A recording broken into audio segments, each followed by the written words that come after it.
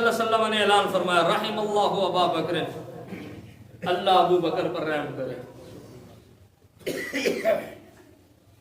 کیا خوبصورت الفاظ ہے، لطف اٹھائیں اس سے، رحم اللہ ابا بکر، اللہ ابو بکر پر رحم کرے۔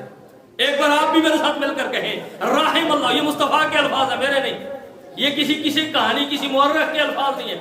رحم اللہ ابا بکر، اللہ ابو بکر پر رحم کرے، یہ مصطفیٰ کے الفاظ ہیں۔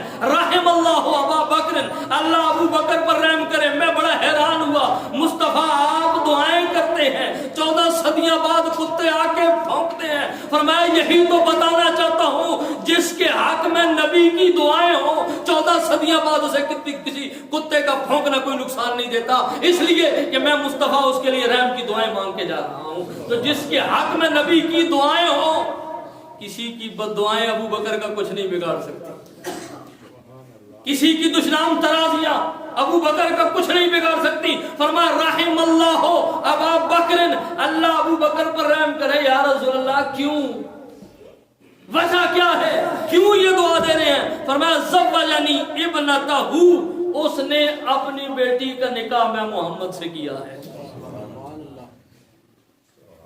یا رسول اللہ، اور فرمایا وحملنی الی دار الہجرہ، وہ مجھے مدینہ کی طرف اپنے کاندھوں پر اٹھا کے لے کے آیا ہے۔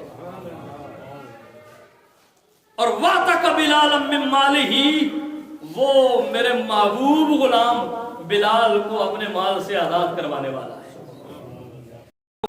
حضرت بلال کا ایمان یاد ہے، آج کہتے ہیں جی حضرت بلال بڑے حضور کریم نبی صلی اللہ علیہ وسلم کے محبوب صحابی تھے۔ میں نے کہا بلال کو یاد کرتے ہو، جس نے بلال کو خرید کے آزاد کروایا، اس کی بات کیوں نہیں کرتا؟